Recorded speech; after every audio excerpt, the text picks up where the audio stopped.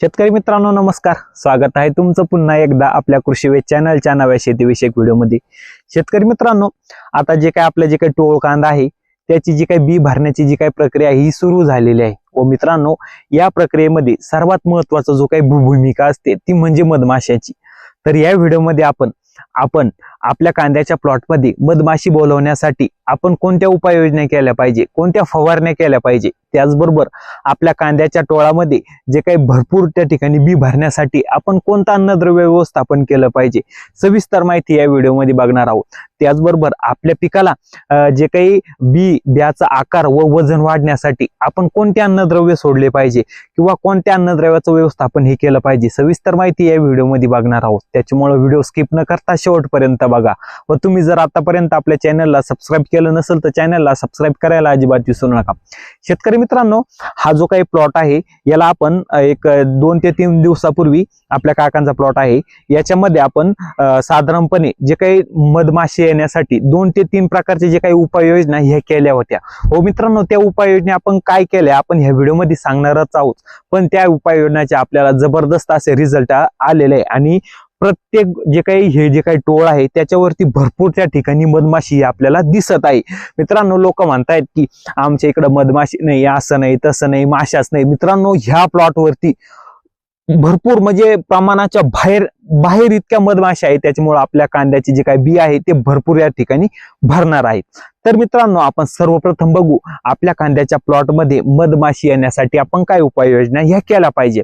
तर मित्रांनो, सर्वात महत्वाची जी काही पहिली उपाययोजना आपल्याला काय करायचं आहे, गुळाचे किंवा जे काही साखराचे जे काही आपण त्याचा पाक करायचा आहे आणि जे काही ते पाकामध्ये कपडे बुडायचे आहे आणि आपल्या प्लॉटच्या विविध ठिकाणी त्या ठिकाणी ठेवून द्यायचे आहे। दुसरं म्हणजे आता जे काही ऊस आहे, ऊसाचा पास्ताचा जो काही आपण रस पितो, ऊसाचा रस पितो, ते जे काही उरलेलं पाचट आहे ते आणून आपल्या प्लॉटच्या विविध ठिकाणी टाकायचं आहे। मित्रांनो, ह्या गोड वासाच्या साह्याने ह्या मधमाशा ते आपल्या प्लॉट मध्ये यायला मदत होतात। मित्रांनो, तिसरं आणि जबरदस्त म्हणजे सर्वात महत्वाचा विषय, मित्रांनो आपल्याला काय करायचं आहे, आपल्याला जर वाटलं आपल्या प्लॉट मध्ये मधमाशी ही कमी आहे तर त्यासाठी आपल्याला काय करायचं आहे, त्याच ठिकाणी 500 ग्राम दालचिनी ही 300 लिटर साठी, त्यासोबत 3 लिटर ताक 300 लिटर साठी आणि त्याच्यासोबत जे काही 200 ग्राम इलायची ही 300 लिटर साठी। मित्रांनो, हे तिन्हीचं मिश्रण काय करायचं आहे, आपल्याला एकत्र करून घ्यायचं आहे आणि आपल्या प्लॉटच्या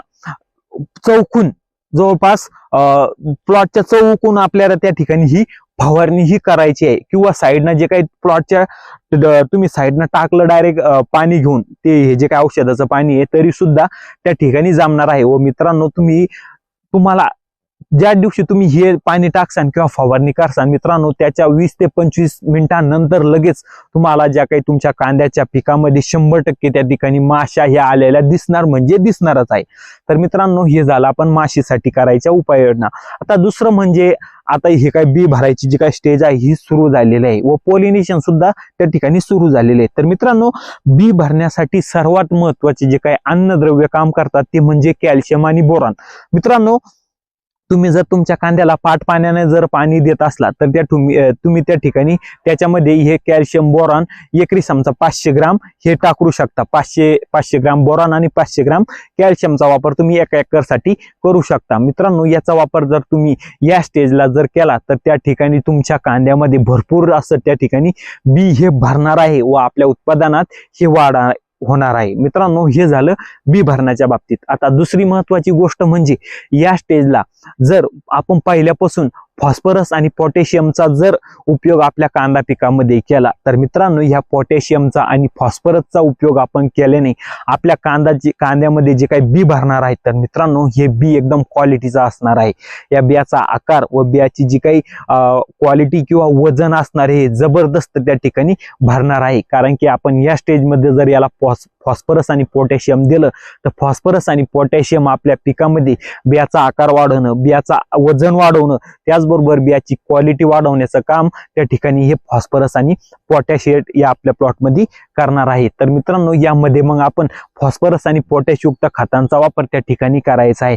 मग त्याच्यामध्ये 05234, 04247, 0050, पोटॅशियम शोनाइट हे जे काही विद्राव्य खत आहे यांचा वापर आपण एका एकरसाठी 4 किलो त्या ठिकाणी करायचा आहे। तर मित्रांनो, आपण जर व्यवस्थित जर काळजी करून कॅल्शियम बोरॉनचा योग्य वापर करून जे काही फॉस्फरस पोटॅशियम जे काही युक्त खतांचा योग्य वापर जर केला तर त्या ठिकाणी आपल्या कांदा पिकामध्ये भरपूर त्या ठिकाणी बी हे भरणार आहे व आपल्या उत्पादनात त्या ठिकाणी भरपूर अशी ही वाढ होणार आहे। व मित्रांनो, तुम्ही तुमच्या प्लॉटमध्ये बी भरण्यासाठी किंवा आपल्या पिकामध्ये बियाचं जे काही वजन आहे, आकार हे वाढवण्यासाठी काय उपाययोजना करता व मधमाशी जर आपल्या प्लॉटमध्ये बोलावण्यासाठी तुम्ही काय उपाययोजना केलेल्या आहे मला कमेंटमध्ये नक्की सांगा। व मित्रांनो, जर तुम्हाला व्हिडिओ आवडला असेल तर व्हिडिओला लाईक करा। हा व्हिडिओ आपले इतर जे काही कांदा उत्पादक शेतकरी आहेत त्यांना शेअर करून चॅनलला सबस्क्राईब करायला अजिबात विसरू नका। धन्यवाद।